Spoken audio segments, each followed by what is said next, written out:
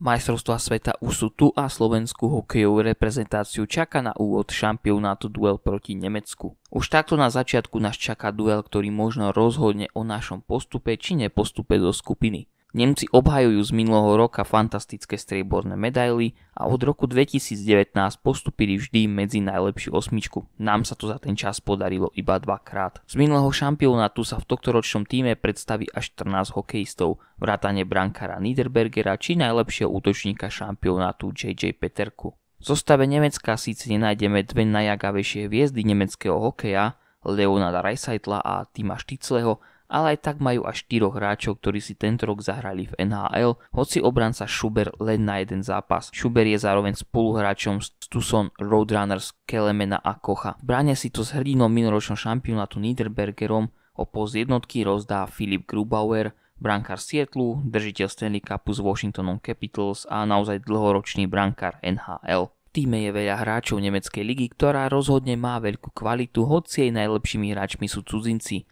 Najproduktívnejší Nemec bol až na 5. mieste Marcel Nebels, ktorého uvidíme aj na šampionáte. Celkovo v obrane nájdeme iba 2 mená mimo Delky a v útoku 4. V nominácii nepoznám príliš veľa obrancov, hoci bratia Millerovci a Kai Wisman už majú slušné meno. Kai Wisman nazbieral v domácej Delke 30 bodov tento rok. V útoku vidím viacero kvalitných hráčov. Ako fanúšik Oilers veľmi dobre poznám Dominika Kahuna, kamaráta Draisaitla, ten už hrá 3. rok vo švajčiarskom Berne a nazbieral tento rok až 50 bodov vo vysoko kvalitnej švajčiarskej lige. Bol zároveň 4. najproduktívnejší hráč tejto súťaže.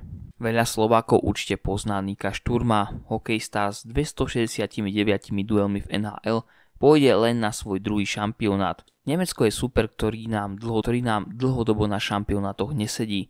Posledné 4 zápasy sme s nimi prehrali a dokázali sme poraziť na olympiáde v Pekingu. O tomto zápase Craig Ramsey hovorí ako o najlepšom zápase na lavičke Slovenska. S Nemcami sme sa stretli aj v príprave, najskôr sme prehrali vysoko 7-3, ale na druhý deň sme dokázali zvíťaziť 5-4 po predĺžení. V tomto dvojzápase nazbieral Robert Lantoši 6 bodov, ale ten na turnaji bude chýbať. Nemci budú hrať svoj klasický nepríjemný hokej, budú dohrávať súboje a neustále napádať. Ak budú vyhrávať, nemajú problém uzavrieť obranu a hrať na istotu. Bude to naozaj náročný zápas. Podarí sa ho našim chlapcom zvládnuť? Viem, že veľa z vás má rado, keď tipujem výsledky a tak si zatipujem.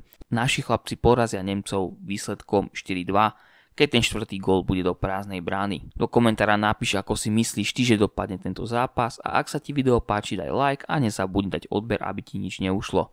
Nezabudni fandiť našim a maj sa u ďalšieho videa. Čau.